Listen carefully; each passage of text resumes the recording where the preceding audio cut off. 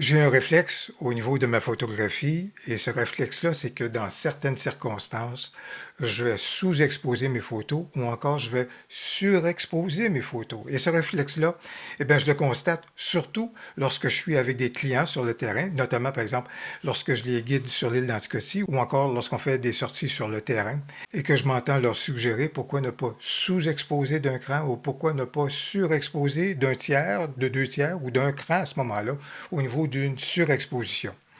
Pourquoi est-ce qu'à un moment donné, j'ai le réflexe de sous-exposer ou de surexposer mes photos? Aujourd'hui, je vous présente des photos que j'ai prises sur l'île d'Anticosti qui seront sous-exposées volontairement ou encore surexposées et je vous explique surtout quelle était l'intention que j'avais à l'esprit en faisant l'une manœuvre ou l'autre. Eh bien voilà donc ce qu'on examine maintenant. Comment sait-on si on sous-expose une photo ou encore qu'on surexpose une photo? La première des choses qui est importante de comprendre, c'est que vous déterminez comment est-ce que vous voulez que votre appareil photo calcule l'exposition. Vous avez différentes possibilités, vous avez différentes mesures qui sont à votre disposition. Il est important de comprendre ces mesures-là et si vous ne les connaissez pas, à ce moment-là, je vous renvoie dans le descriptif de la vidéo sur une vidéo que j'ai faite sur le sujet. À partir du moment que vous avez déterminé une mesure, votre appareil photo fait le calcul pour vous apporter à ce moment-là l'exposition la plus juste possible. Et comment est-ce qu'on sait que c'est l'exposition la plus juste possible? Grâce à notre posemètre. Et le posemètre est exprimé à ce moment-là, donc dans votre appareil photo, justement dans le bas, juste ici, et vous voyez différents degrés. Alors, ce sont des degrés qui sont là, et habituellement, le degré qui devrait apparaître, c'est le degré 0. Et là, vous avez des degrés qui vont vers les moins et des degrés qui vont vers les plus.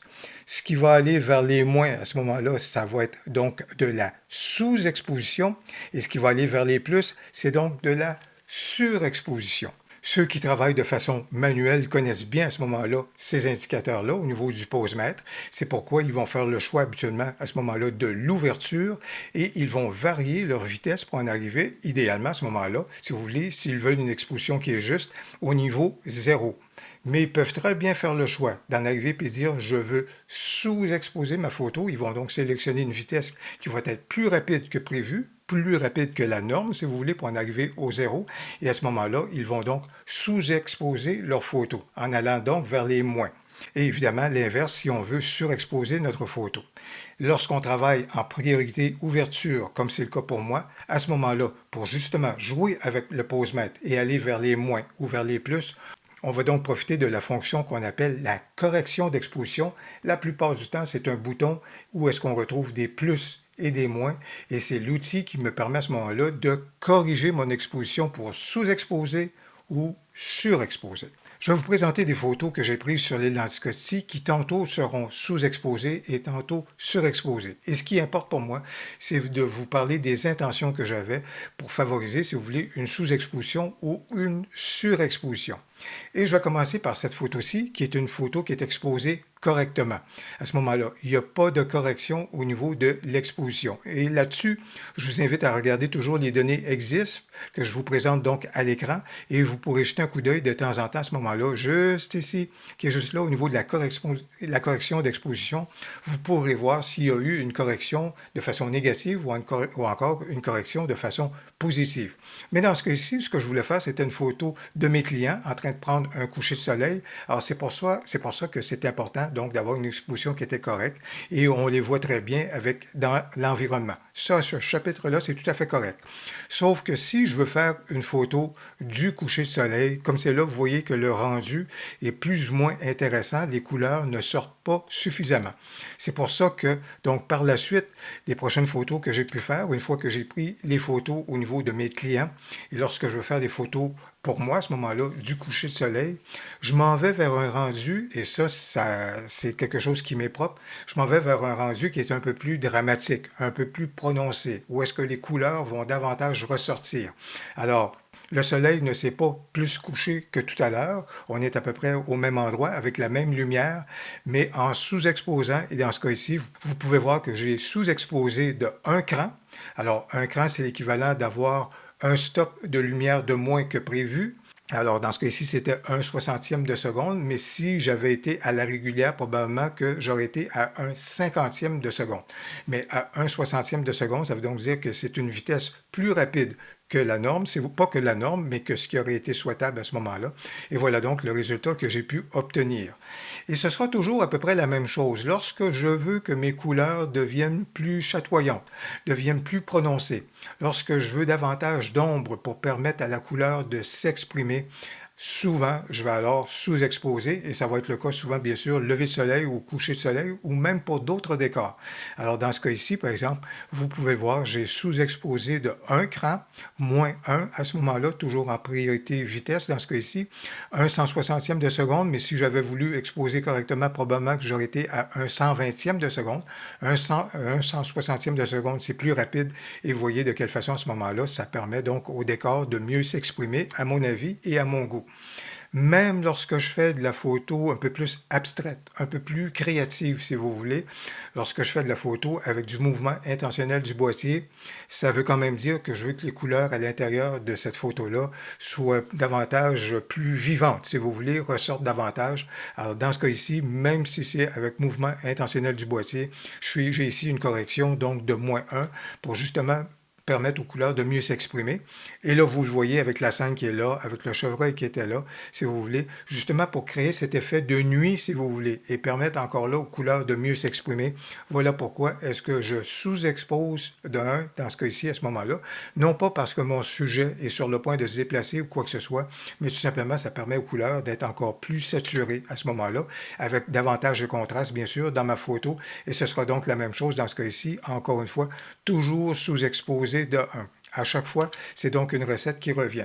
Même que dans ce cas ici, j'ai sous-exposé encore un peu plus. Et ce qui m'intéressait à ce moment-là, c'était d'essayer de trouver un peu le rayon non seulement du clair de lune, mais de la pleine lune à ce moment-là qui est là, de permettre à ce moment-là aux couleurs qui sont là de davantage ressortir. Ça créait, même la nuit, ça amplifiait la nuit si vous voulez. Alors donc, et ça amenait également un bleuté là, que je trouvais intéressant. Voilà donc pourquoi j'ai sous-exposé dans ce cas ici. Souvent, je vais sous-exposer, même si dans ce cas-ci, c'est une pause longue. Alors, à ce chapitre-là, si on sous-expose, ça veut donc dire qu'on a une vitesse plus rapide, si vous voulez, que la durée qui pourrait être là, si on était donc à la normale, au degré zéro. Mais dans ce cas-ci, j'ai sous-exposé de 1. Pourquoi? Parce que je voulais absolument que les nuages, à ce moment-là, ressortent davantage, que la texture et la définition que j'avais dans les nuages, je voulais vraiment aller chercher donc cette définition-là. Voilà donc pourquoi, même si je fais une pause longue, que je sous-expose ma photo, ça vient augmenter les contrastes dans ma photo, si vous voulez, mais encore là, ça permet d'aller chercher cette meilleure définition, donc au niveau du ciel, c'était donc ce que je recherchais. Surtout lorsqu'on a certaines scènes on appelle des pieds de vent, si vous voulez. Là où est-ce que la lumière vient justement percer les nuages, ça peut être drôlement sympathique d'aller capter justement ces moments-là et ça fait de la belle texture dans notre photo. Souvent, on peut se tourner vers, si vous voulez, un autre mode à ce moment-là d'évaluation pour ce qui est de notre exposition, peut-être privilégier la prépondérance centrale ou encore la mesure spot, mais sinon, si on reste en mesure évaluative au niveau de l'exposition, en sous-exposant notre photo, ça nous permet justement de mieux exposer pour les blancs et de faire davantage ressortir à ce moment-là les blancs qui sont dans notre photo, en l'occurrence dans ce cas ici, les nuages, mais surtout la lumière qui vient percer les nuages. Et ça, en sous-exposant donc la scène, ça m'a permis de justement aller chercher ce genre de détails-là. Et dans ce cas ici, ben là, je suis allé vers une sous-exposition de 2 crans. Vous pouvez le constater, donc moins 2. Ça veut donc dire que j'ai sous-exposé de façon plus importante, mais ça m'a permis d'aller chercher davantage de couleurs au niveau du ciel. Ça m'a permis d'aller chercher davantage de texture et même si j'avais un mouvement de balayage donc au niveau donc de mon boîtier pour justement capter l'épave qui est là, eh bien ça me permet quand même d'aller chercher texture et couleur et des contrastes qui sont un peu plus appuyés. Ben voilà pourquoi est-ce que j'ai choisi d'aller vers la sous-exposition dans ce cas ici. Et juste pour vous montrer la différence entre une exposition qui est là à 0 et une exposition à ce moment-là à -1, au niveau de la chute boréale ici, ce qui m'intéressait, moi, c'était le rayon donc de la chute dans l'eau. Je le trouvais correct ici lorsqu'il était exposé à 0. Vous pouvez le voir donc à la droite dans le menu, c'est à 0. Mais lorsque je sous-expose de 1, la chute, si vous voulez, elle a peut-être moins de fluidité, c'est peut-être un peu plus précis au niveau de la texture, mais le rayon lui-même, si vous voulez, ou le reflet donc de la chute dans l'eau est beaucoup plus accentué comparativement donc à la photo précédente. Voici donc la photo donc à 0 et voici donc la photo sous-exposée selon l'effet que vous souhaitez, peut-être à ce moment-là que la sous-exposition est un moyen d'y parvenir.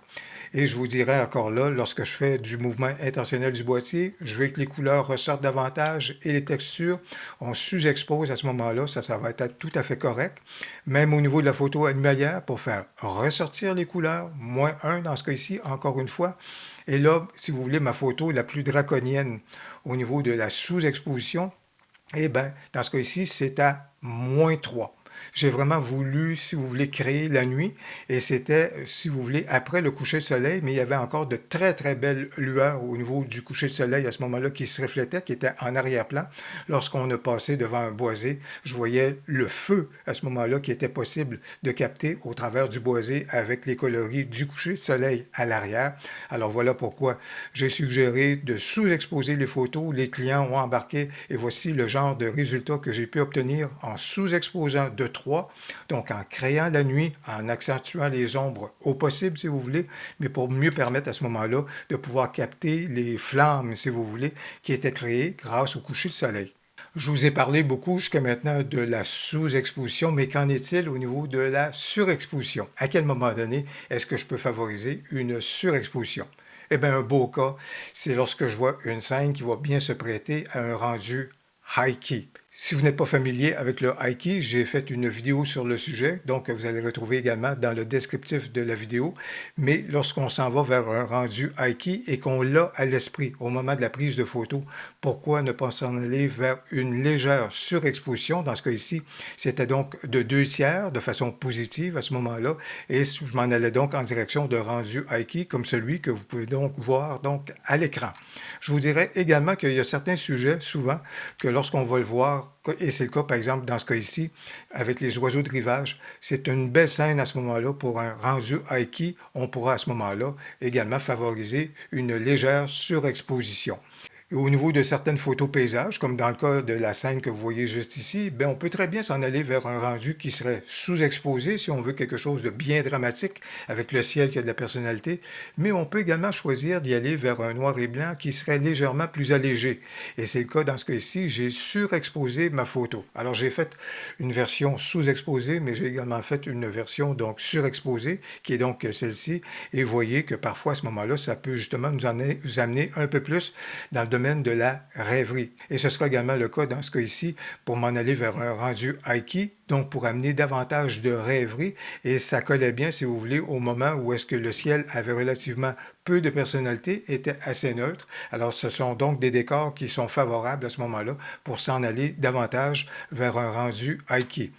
Ici, au niveau de la photo animalière, on a souvent des scènes qui sont un peu ingrates. Et certains, si vous voulez, certains oiseaux ou encore des mammifères, où est-ce que le coloris, la texture ne ressort pas très bien lorsqu'on reste avec une exposition qui est normale. Et le plongeon huard, ben, c'est un beau cas à ce moment-là, où est-ce qu'on a des éléments, mais on voit que lorsqu'on fait une correction correcte au niveau du plongeon huard, eh bien, des fois, on manque de détails. Voilà pourquoi, si la possibilité, elle est là, ça peut être intéressant de s'en aller vers un rendu à ce moment-là et une légère surexposition pour aller chercher davantage de détails. Vous voyez que l'œil est beaucoup plus apparent, si vous voulez. Évidemment, l'herbe est beaucoup plus apparente, elle est beaucoup plus lumineuse, je vous dirais, mais en tout le moins, vous pouvez voir la différence entre une exposition qui est correcte, mais là où est-ce qu'on perd un peu des détails du plongeon huard et lorsqu'on est capable d'aller chercher davantage de détails.